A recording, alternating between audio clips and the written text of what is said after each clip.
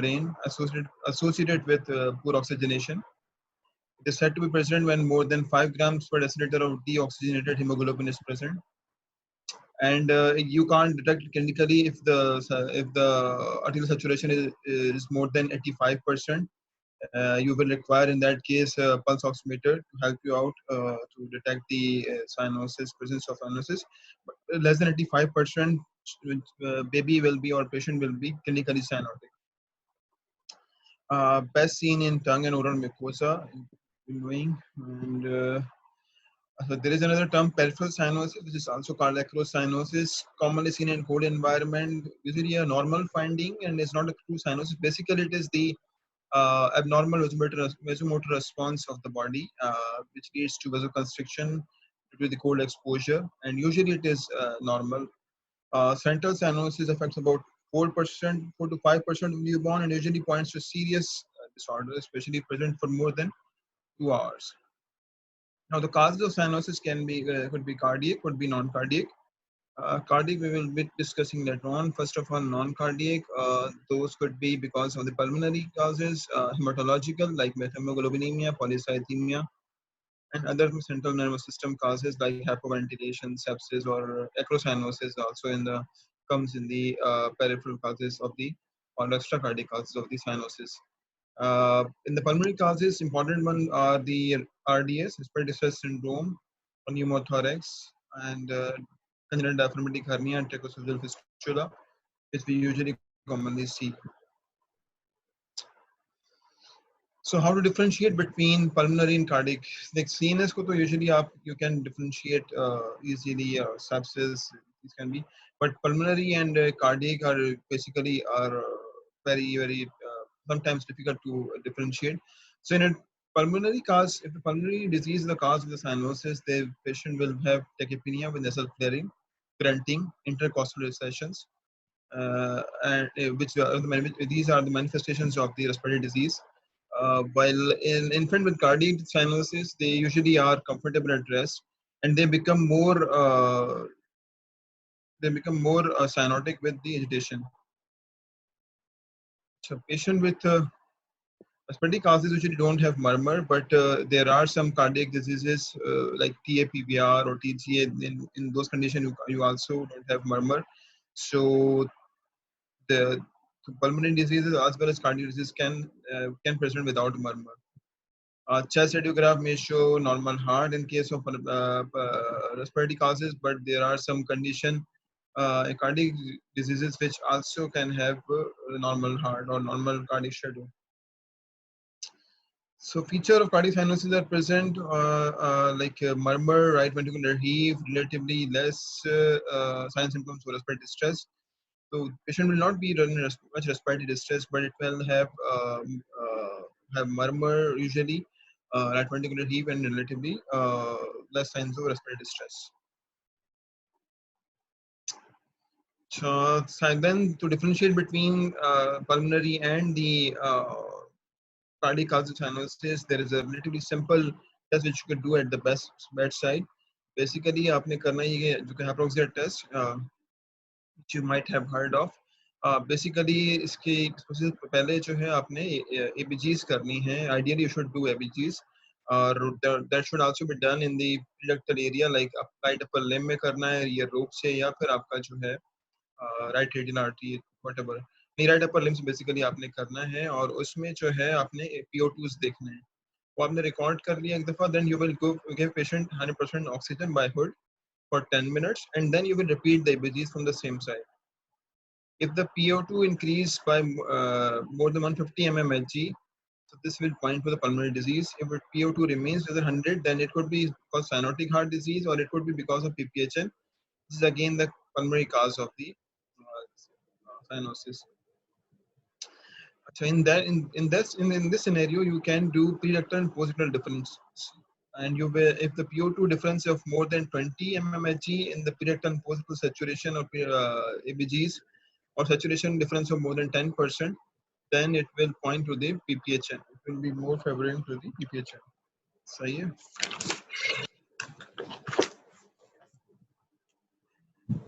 Then cardiac causes में हम different ways से हम क्लासिफाई कर सकते हैं. One of them is the age of presentation. In the first week after birth, drug dependent lesion usually present early on, and उसमें जो सबसे important है that which can present even on first day is the TGA. Because जैसे ही PD close होगा और parallel circulation होगी और PFO close होना शुरू होगा तो ये पेशेंट की मिक्सिंग नहीं हो रही तो they will present early on. Then second one, those lesion which in which there will be decreased pulmonary blood flow with interventricular septum like pulmonary artesia, interventricular septum, or top pulmonary artesia, or any other duct lesion with pulmonary stenosis can present early on in the first week of life. Similarly, hypoglossal left heart syndrome has severe Epstein anomaly and TAPVC, total anomalous pulmonary venous connection. Obstructive variety can also present in the first 7 days of life. From second week onwards up till the 4 weeks, truncus arteriosus with increased pulmonary blood flow. जैसे pulmonary hypertension कम होगी, pulmonary blood flow बढ़ेगा तो desperate distress के साथ या feeding difficulty के साथ patient present करेंगे या total anomalous pulmonary venous connection with non-obstruction can also present in this period, and TJ with VSD and tautology of Fallot usually present in this period. After 28 days, again top like physiology वाले जो different दूसरे lesions होंगे वो present कर सकते हैं. TJ with large ASD can present क्योंकि उसमें mixing हो रही होगी तो ये patient usually आपको फर्स्ट वीक में नहीं प्रेजेंट करेंगे जिनमें लार्ज पीएसटी नेचुरली प्रेजेंट होगा. या ट्रंकस आर्टेरियोसिस जिनकी initially pulmonary hypertension flow slow होते अब कम हुई है तो वो with increase pulmonary blood flow will present to you. सही है. So duct dependent जो pulmonary circulation होगी that will present with cyanosis, tachypnea without respiratory distress, relatively adequate perfusion in initial period of life, AG critical pulmonary stenosis या TGA के साथ. सही. जो duct dependent systemic circulation होगी they will present with cardiac failure, systemic hypoperfusion suggested by poor or absent peripheral pulses, increasing metabolic acidosis. और cyanosis इनमें जो है may not develop until the later stages of the clinical course like critical coarctation या hypoglossal left heart syndrome है. Usually poor perfusion के साथ present करेंगे. बच्चा बिल्कुल lethargic cold पड़ा हुआ होगा और जैसे ही duct बंद होगा ये present कर देंगे. Usually 4-5 days की एज पर ही present कर देते हैं जब duct बंद होता है तो. ठीक है.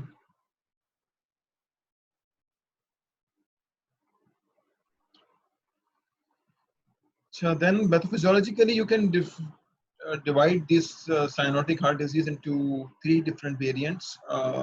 First one is the reduced cyanotic heart disease with reduced pulmonary blood flow and cyanotic heart disease with increased pulmonary blood flow. We will discuss these 2 varieties in more detail later on. Cyanotic heart disease with balanced pulmonary blood flow, I think I should end it here. ये basically ये है कि whatever cyanotic heart disease like tautology of Fallot हो गया या आपका जो है वो TGA हो गया, if they are associated with a large septal lesion like ASD, VSD या फिर PDA है, so these patients will have a balanced pulmonary circulation. And their clinical presentation will depend on the delicate balance between the systemic vascular resistance and the pulmonary vascular resistance. तो अगर उनको जो है कोई hypertension वगैरह होगा तभी वो प्रेजेंट करेंगे जब एसपीआर कम हो जाता है या एसपीआर ज्यादा हो जाता है, पल्मोनरी हाइपरटेंशन ज्यादा हो जाती है या पल्मोनरी vascular resistance बढ़ जाती है तो then they can present. Otherwise these patients will have balanced pulmonary blood flow. Similarly those patient in which like tautology वाला patient हो गया और उसमें palliative lesion हुआ हुआ है, सर्जरी हुई भी है like BT shunt है या PDA stent किया हुआ है तो या फिर TGA है with post septostomy, neonatal septostomy, they will have balanced pulmonary blood flow. So ये आपको जो है usually नहीं present करेंगे until unless के ये जो है इनका balance between the PVR and SVR इसमें disturbance होता है. सही है. Now coming to the diseases, cyanotic congenital heart disease with reduced pulmonary blood flow, examples are tautology of Fallot, pulmonary artesia with VSD or interventricular septum, tautology of Fallot like physiology like univentricular heart है, single ventricle है with large VSD और severe pulmonary stenosis है या pulmonary आर्टेरिया है, या फिर tricuspid आर्टेरिया है with VSD and severe PS, या DORV double outlet right ventricle है with VSD and severe pulmonary stenosis, these will have decrease on blood flow. और इनका जो है या क्रिटिकल पीएस है pulmonary arteria with interventricular ventricular septum, या फिर एप्स्टीन अनोमली है विद RVOT यानी पल्मोनरी स्टेनोसिस है सीवियर, वो भी आपको जो है प्रेजेंट करेंगे विद सिमिलर फाइंडिंग्स। उनमें क्या क्या होगा कि आप अगर EBGs करेंगे तो there will be low partial pressure of oxygen in the arterial gas, oligaemic lung fields होंगी एक्सरे पर, एंड यूनिट विल रिस्पॉन्ड। अगर आप उनको प्रोस्टाग्लैंडिन E1 इन्फ्यूजन देंगे तो ये फिर रिस्पॉन्ड करेंगे, डक्ट ओपन हो जाएगा और cyanosis will decrease, so they will respond to prostaglandin E1 infusion.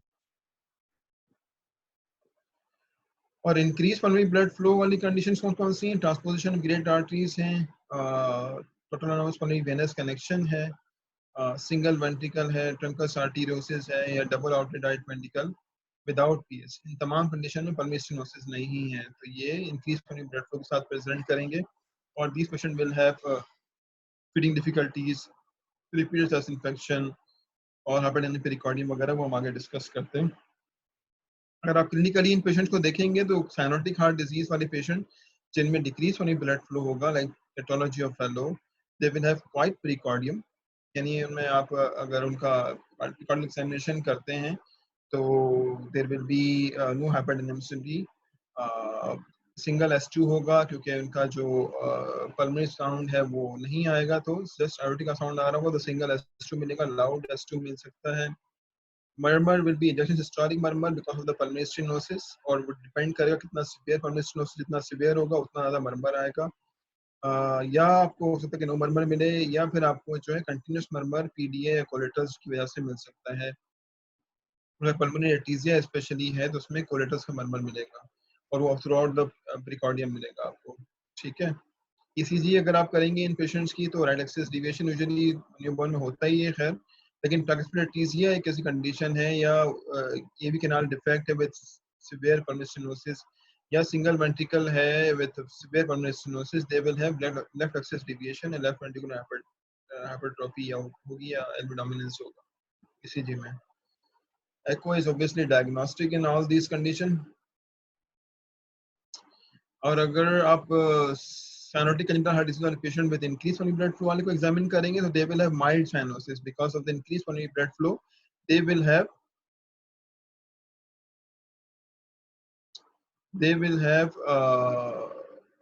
mild cyanosis, active precordium मिलेगा उनका, epigastric pulsations मिल सकती हैं आपको, और congestive heart failure के signs मिलेंगे, recessions मिल सकती हैं, single S2 except in case of the total autonomous pulmonary venous connection जिसमें wide split first second heart sound मिलेगा। EGA में अगेन प्रोफाउंड साइनोसिस होगा बिकॉज यहाँ मिक्सिंग नहीं होती, पैरेलल सर्कुलेशन होती है, वो मैं आगे डिस्कस करता हूँ किस क्या से मुराद है। सिंगल S2 अगेन मिलेगा क्योंकि एओर्टा इंटीरियर होगी तो इसलिए पल्मोनरी साउंड जो है वो छुप जाएगा, इसलिए सिंगल S2 मिलेगा आपको। There is usually no murmur, normal mildly increase lung respiratory मिल सकती है ऑन एक्सरे पर, ठीक है। चलिए टेट्रोलॉजी ऑफ फेलो में जो है देयर आर 4 फीचर्स बेसिकली। अगर इस डायग्राम को अगर आप देखें तो there is large VSD which is almost always present in case of tetralogy of Fallot, unrestricted VSD होता है, राइट वेंट्रिकुलर हाइपरट्रोफी होती है, सीवियर पल्मोनरी स्टेनोसिस होता है एंड ओवरराइडिंग ऑफ एओर्टा होता है। बट इफ आई आस्क कि कोई एक पैथोलॉजी इन सब में जो है जो कि इन चारों चीजों को ले basically cause this all 4 manifestation of tetralogy of fellow, तो वो क्या होता है कि दिस इनफंडिबुलर सेप्टम बेसिकली डिविएट्स, और ये मस्कुलर आउटलेट सेप्टम से जो है वो रिपर पार्ट होता है उसे जॉइनिंग नहीं हो पाती, इसलिए लार्ज VSD बन जाता है।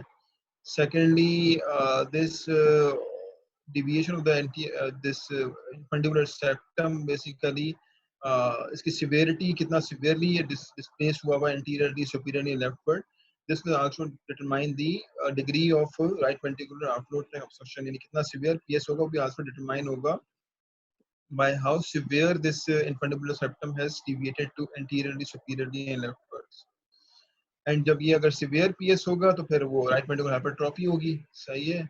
And thirdly this deviation of the infundibulum septum will also lead to the overriding of aorta. Aorta जो कि posteriorly located होता है, that will also come and lie anteriorly, ठीक है, more anteriorly, सही है। तो ये overriding of aorta, RVH, pulmonary stenosis and VSD, those are determined by the how severe the infundibular septum has deviated anteriorly, superiorly and leftwards.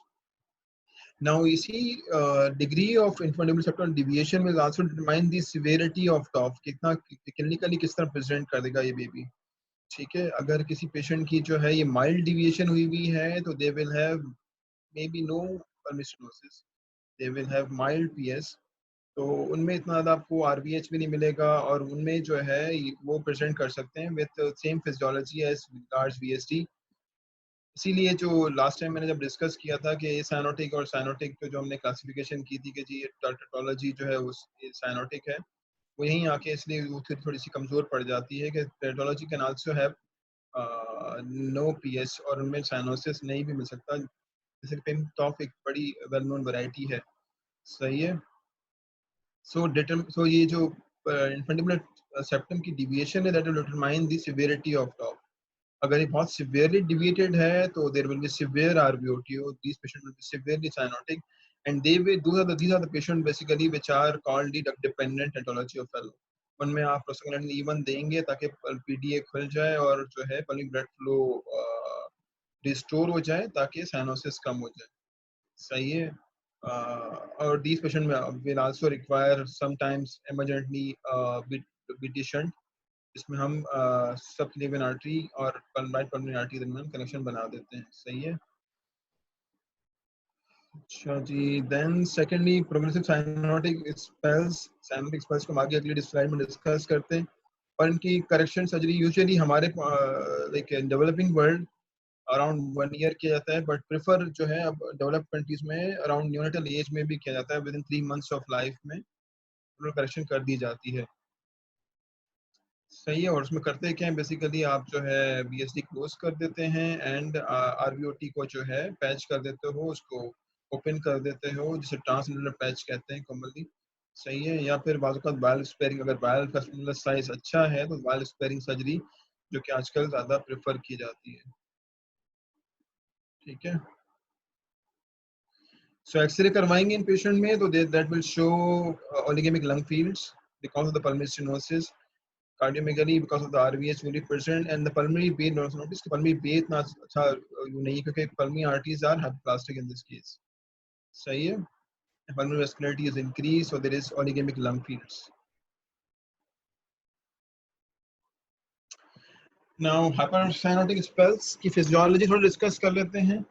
So टेटोलॉजी basically क्या होता है कि मैंने अब पीछे डिस्कस किया कि लार्ज वीएसडी है, इनफंडिबुलर डिविएशन है एंड दिस ऑब्स्ट्रक्शन जो कि होती है सब बल्बार या सब पल्मोनरी ऑब्स्ट्रक्शन जो होती है that is dynamic.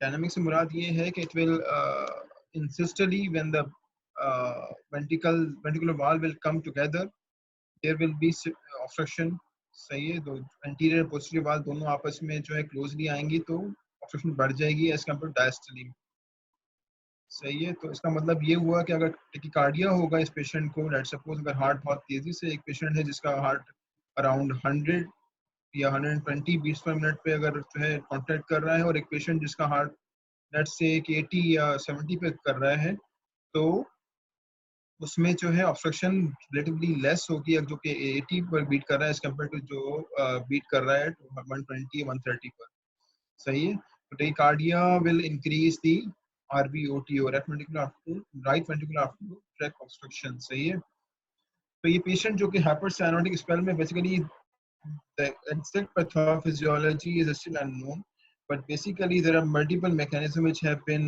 there are multiple theories in fact which are proposed in the pathophysiology of this hypersomatic spell. Basically what happens is these patients are hypoxic, sahi hai? So they usually have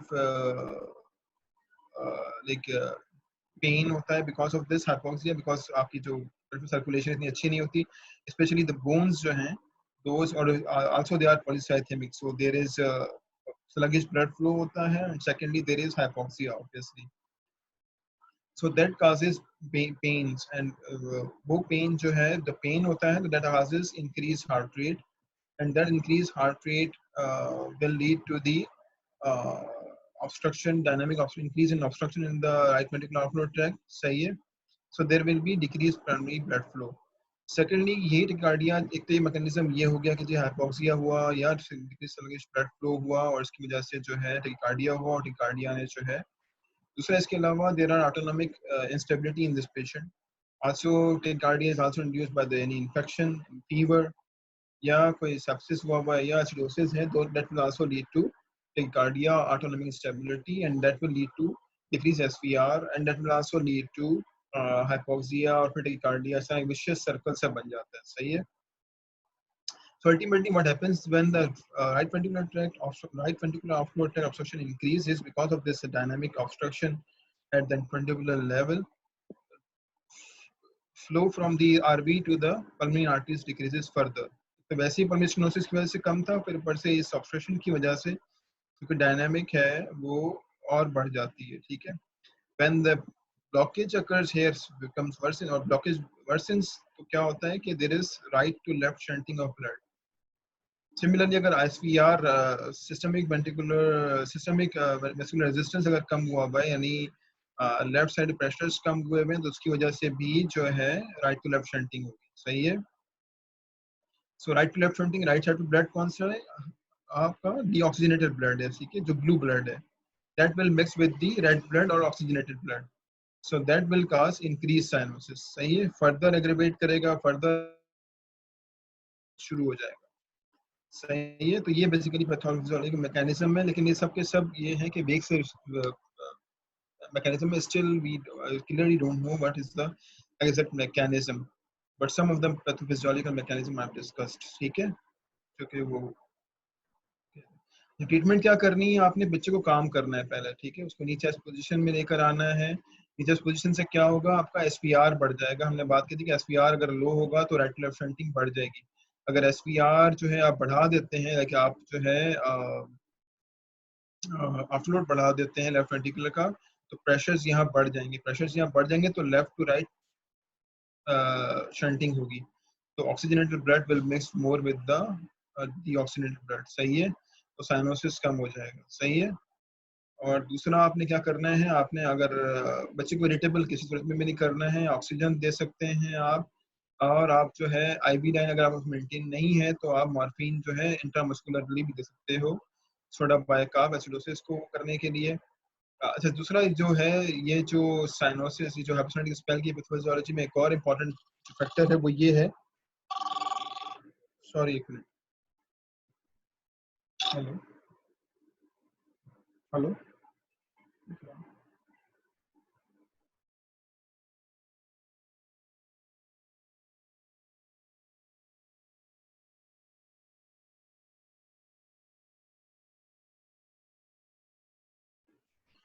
sorry. तो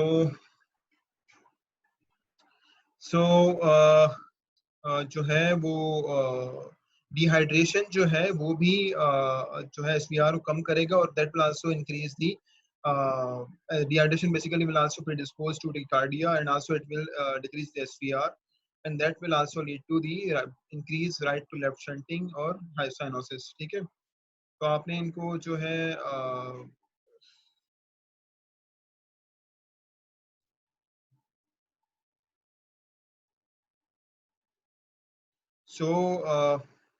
SVR dehydration जो है वो भी predispose करेगी, like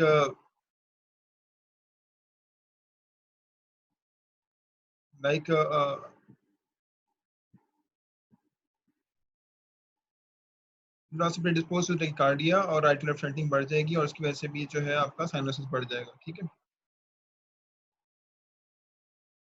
Waqas, आप सुन रहे हो? ये नोटिस मुझे कुछ आ रहे हैं, क्या है ये वकास?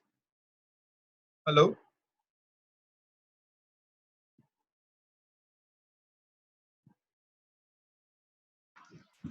यस डॉक्टर कामरान, आप पास ये कुछ कुछ मैसेजेस आ रहे हैं, कुछ ये क्या एडमिट करें, और ये क्या है ये आपकी स्क्रीन पे आ रहा है? क्या लिखा हुआ है? हाँ हाँ हाँ. Please move this window away from the shared application. ये क्या है? बार बार आया जा रहा है। सर आप दोबारा से शेयर कर लें अगर पॉसिबल है, स्क्रीन को दोबारा शेयर कर लें। क्या ये दोबारा आ रहा तो है? नहीं आ रहा है क्या? नजर कुछ नहीं आ रहा? नहीं आ रहा है बिल्कुल सर, आपकी विजिबल है, लेकिन वो मैसेज लिखा हुआ आ रहा है जी। हम अच्छा, वापस से करूं? बस जी हाँ, स्टॉप शेयरिंग करके और हाँ, दोबारा से शेयर कीजिएगा प्लीज। एक मिनट एक ठीक। मिनट, मैं आपको पहले होस्ट बना दूँ। ओके। जी अब करिए।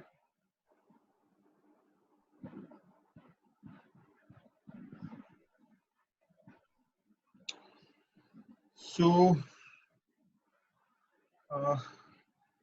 सो आपने नीचे इस पोजीशन में लेकर आना था, एसवीआर बढ़ जाए। दूसरा आपने ऑक्सीजन देना है। थर्डली अगर आपके पास आईवी एक्सेस नहीं है तो आप you can give morphine. Morphine basically set to decrease the right ventricular outflow tract obstruction, because कि वो जो है सब जो डायनामिक ऑब्स्ट्रक्शन है उसको कम करता है। सही है। और दूसरा ये कि रिलैक्स करता है पेशेंट को, क्योंकि ये पेशेंट एजिटेटेड होते हैं, तो एजिटेशन विल इंक्रीज फर्दर टिकार्डिया। तो आपने रिलैक्स करना है, उसके लिए आप मॉर्फिन दे सकते हैं। Soda bicarb if the cirrhosis is present. Secondly आपने जो है इनको कॉपियस अमाउंट ऑफ यानी 20 ml पर केजी के आपने बोलसिस देने, 1.5 टाइम्स से आपने फ्लूइड्स देने हैं। ठीक है। और सेकेंडली आप जो है एसपीआर बढ़ाने के लिए जो है to increase SPR you can give propranolol 0.1 milligram पर केजी, और you can give phenylephrine 1 to 5 mics per kg पर मिनट से आईवी इन्फ्यूजन। और अगर कोई चीज काम नहीं करती, यानी आपने फ्लूइड्स भी दे दिए, आपने सोडा बाइकार्ब भी दे दिया, मॉर्फिन भी दे दिया, ऑक्सीजन भी दे दी और सब कुछ कर लिया, लेकिन इंप्रूव नहीं हो रहा, तो फिर आपने पेशेंट को इंटुबेट करना है और mechanical ventilation. And in emergent condition you can go for the surgery like BT shunt or total correction if the surgical backup is available in your hospital.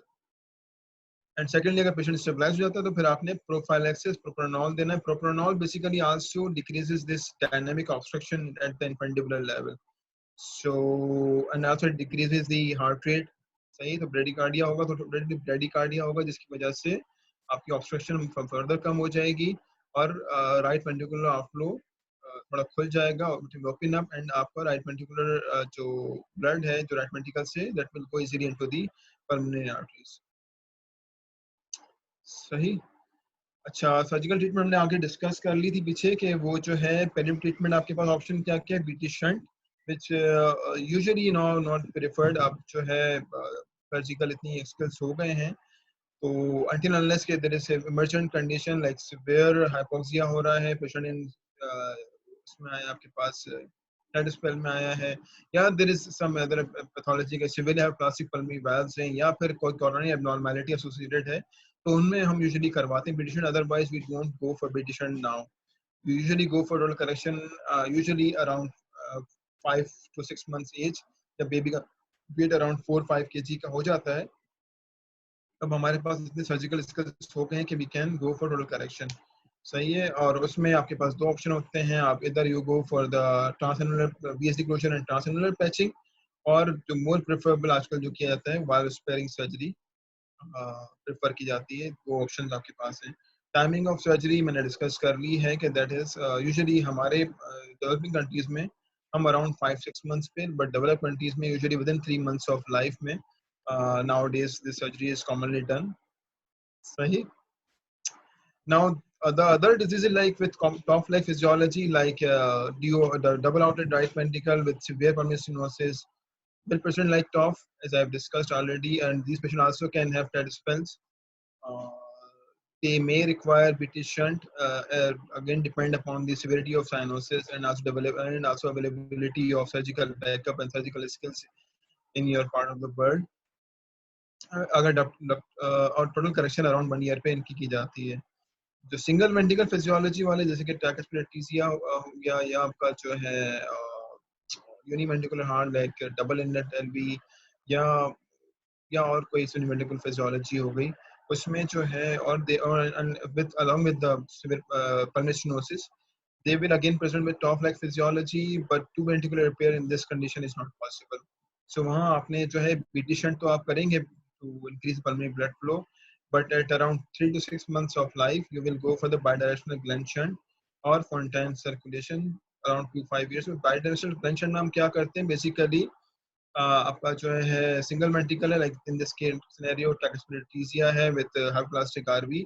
तो आपने क्या करना है कि एसवीसी को जो है आपने आरवी आपके पास है नहीं, and this LV is basically working for both RV and LV. तो आपने इसको अनलोड करना है। उसके लिए आप क्या करते हैं कि आप जो deoxygenated blood from the head and upper part of the body is coming, उसको आप डायरेक्ट आरपीएस से कनेक्ट करते हैं, जिसको ग्लेनशंट कहा जाता है। ये अराउंड 6 मंथ्स की एज पे किया जाता है, अराउंड हम लोग यूजुअली 9 मंथ्स के अराउंड पे करते हैं।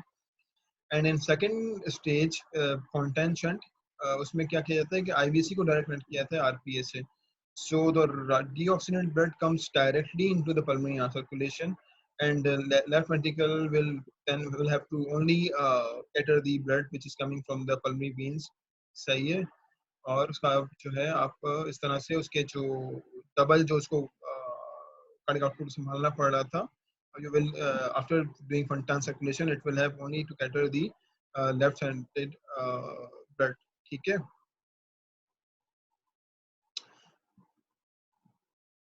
अच्छा जी, cyanotic heart disease is with increased pulmonary blood flow. Now I will not discuss all the diseases। मैं कुछ मेजर diseases जो कि हम commonly देखते हैं, उसमें TGA हो गया या TAPVC हो गया, total anomalous pulmonary venous connection, या ट्रंकस आर्टेरियोसिस, वो वो मैं डिस्कस करूंगा। ठीक है। तो उसमें जो है टीजीए पे आ जाते हैं। टीजीए में बेसिकली जो है there is parallel circulation। ठीक है। like SVC and IVC blood, deoxygenated blood which was destined to go to the pulmonary artery, like SVC and IVC blood came into the RV. It was supposed to go to the pulmonary circulation for oxygenation, but in case of TGA, aorta arises from the RV instead of the pulmonary artery। सही है। तो हो क्या रहा है कि deoxygenated blood which is coming through the IVC and SVC comes into the RV and goes into the aorta again। सही है। ठीक है। तो deoxygenated blood की सर्कुलेशन चल रही है, और जो पल्मोनरी सर्कुलेशन है जो कि आपका जो ऑक्सीजन सर्कुलेशन है, जिसमें आपकी ऑक्सीजन ब्लड आ रहा है from into the LA and goes into the LV and goes into the pulmonary artery again. So ये पैरेलल सर्कुलेशन चल रही है, एक तरफ डीऑक्सीजनेटेड सर्कुलेशन चल रही है और दूसरी तरफ ऑक्सीजन रिच सर्कुलेशन चल रही है, and there is no communication in between. अब इस सूरत में कम्युनिकेशन के लिए अगर आपके पास रास्ते होते हैं, तो एएसडी है या बीएसडी है या फिर आपका पीडीए अवेलेबल है। ये 3 पॉसिबिलिटीज है जिसमें मिक्सिंग हो सकती है, अदरवाइज जो है मिक्सिंग इस कंडीशन में पॉसिबल नहीं है। सही है। तो this patient will have again pulmonary blood flow बढ़ा हुआ होगा, और ये जो डीऑक्सीजनेटेड ब्लड जा रहा है अगेन एओर्टा में, ये आप अगर गौर करें तो that is a large right to left shunt, यानी तो क्या हम सनलिक हार्ट डिजीज में देखते हैं। और सिमिलरली जो ऑक्सीडेटेड ब्लड अगेन जा रहा है पल्मोनरी आर्टरी में, ये डिटरमाइन कर रहा है large left to right shunt. तो अगर इन पेशेंट में मिक्सिंग नहीं होगी, लाइक एएसडी नहीं है, बीएसडी नहीं है या पीडीए नहीं है, तो इनकी लाइफ पॉसिबल नहीं है। ठीक है। अच्छा, इसकी जो कॉमन जो फाइंडिंग एक्सरे में होती है वो आपका एग ऑन स्ट्रिंग अपीयरेंस होती है। सही है। जिसमें आपको साइड पे नैरो स्टार्क होती है मीडियम की, और इसमें एग जैसे पड़ा हुआ है साइड पर, वो आपको नजर आता है एक्सरे पर। मस्कुलरिटी बड़ी हुई होती है।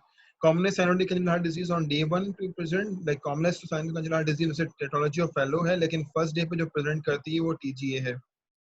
एओर्टा फ्रॉम आरवी मैंने डिस्कस कर लिया है, और इनमें मरमर नहीं होता। एक्सरे में आपको एक ऑन साइड मिलेगा, वेस्कुलरिटी बड़ी नॉर्मली मिल सकती है, बड़ी भी मिल सकती है।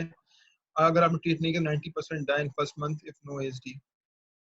मैनेजमेंट क्या करना है, आपने पीडीएफ खुला रखने के लिए प्रोस्टाग्लैंडिन E1 देना है, एटेल सेप्टोस्टमी करनी है, और आर्टीरियल स्विच करना है in first with in the first month, preferably with in the first 3 weeks of life. Good long term result है अगर आपने ये arterial switch with in 3 months में कर लिया और कोई सर्जिकल प्रॉब्लम नहीं हुए तो। ठीक है। देन इसके बाद जो टीजी विद वीएसडी है, उसमें दो सिचुएशन हो सकती हैं, नो पीएस और विद पीएस। अगर नो पीएस है तो साइनोसिस मिनिमल होगा, क्योंकि मिक्सिंग हो रही होगी वीएसडी लेवल पर। सीएचएफ इनको कॉमनली यानी कंजेस्टिव हार्ट के साथ प्रेजेंट करेंगे पेशेंट, और इनको आर्टीरियल स्विच आपने लाजमी करना होता है विद इन 3 मंथ्स। अगर आपने नहीं किया तो इनमें पल्मोनरी हाइपरटेंशन डेवलप हो जाएगी, और फिर ये पेशेंट जो है अनट्रीटेबल हो जाएंगे। टीजे वीएसडी विद पीएस है तो उनमें आप you can wait. Again treatment will depend upon the degree of cyanosis, कितना कितना सीवियर पीएस है, ब्रिटिश आप जो है प्लास्टिक ऑपरेशन करेंगे around 3 to 5 years of as.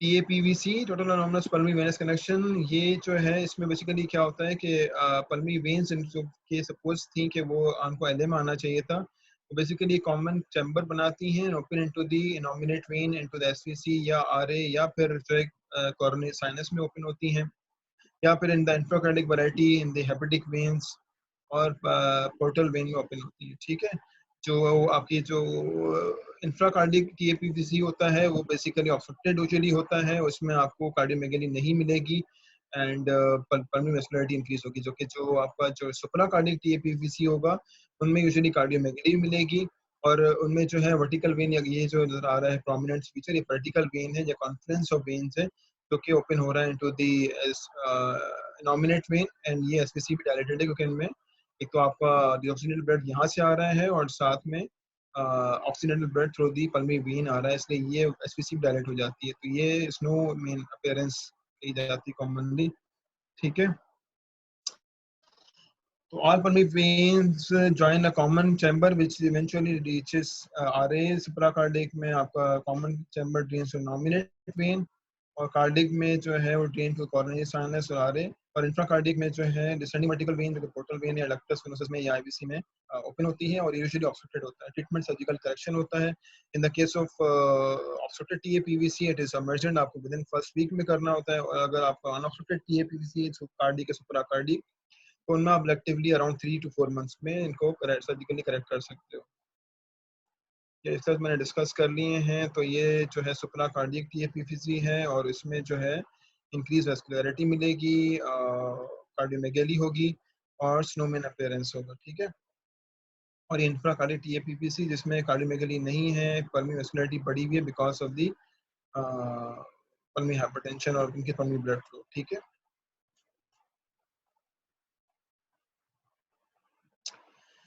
अब ये ट्रंकस आर्टीरियोसिस बेसिकली क्या होता है कि सिंगल ग्रेड वेसल अराइज, और जो पल्मोनरी आर्टरी है they usually arise from this single trunks. ठीक है, there is no other vessel arising, great vessel arising from the ventricles. There's a invariably हमेशा in fact large VSD present होता है।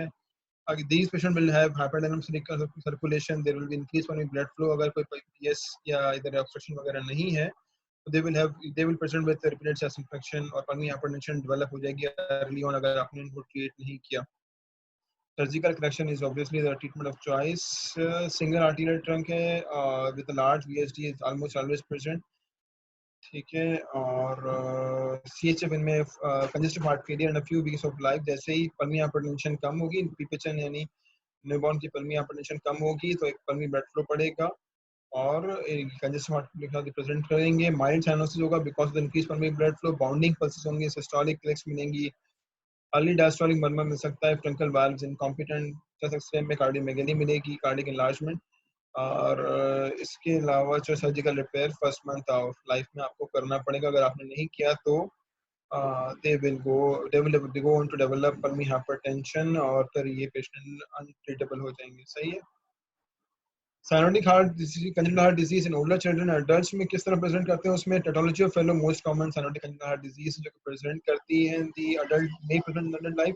हमने जो ओल्डेस्ट पेशेंट देखा है वो at 58 days of life, survival to adulthood. Exertional dyspnoea होता है, स्वेटिंग होती है, वेरिएंट डिग्रीज ऑफ साइनोसिस होता है। इसके अलावा आइजनमेंगर सिंड्रोम है, उसमें आपका जो रिकरेंट स्पाइटिक इन्फेक्शन होते हैं अर्ली चाइल्डहुड में, गुड एफर्ट टॉलरेंस होती है till late in the natural history, mild cyanosis मिल सकता है आपको, finding of severe pulmonary artery hypertension भी प्रेजेंट, आउट P2 मिलेगा और आपको जो है अपना क्वाइट प्रिकॉर्डियम मिलेगा, साइनोटिक होगा पेशेंट। ठीक है, क्लबिंग वगैरह मिलेगी, यानी इनिशियली उनको जो है रिपीटेड सस्पेंशन की हिस्ट्री मिल रही होगी, लेकिन जैसे ही पल्मोनरी हाइपरटेंशन डेवलप होगा तो उनका जो है क्वाइट प्रिकॉर्डियम हो जाएगा और लाउड P2 हो जाएगा। सही है, और साइनोसिस में भी प्रेजेंट। तो ये लार्ज VSD वाला पेशेंट जिसको आपने ट्रीट नहीं किया तो सर्जिकल, तो वो ultimately will go on to develop pulmonary vascular obstructive disease. Single S2 हो जाएगा उनमें, एक्सरे में हार्ट साइज जो है वो नॉर्मल हार्ट हो जाएगा, इनिशियली कार्डियोमेगेली थी वो कम हो जाएगी, पल्मोनरी वेस्कुलरिटी डिक्रीज हो जाएगी, और पल्मोनरी आर्टरीज जो हैं वो those will be large and peripheral floating मिलेगी। सिमिलरली पीडीए में भी यही सेम फाइंडिंग्स होंगी, लेकिन पीडीए में एक इंपॉर्टेंट इंटरेस्टिंग फाइंडिंग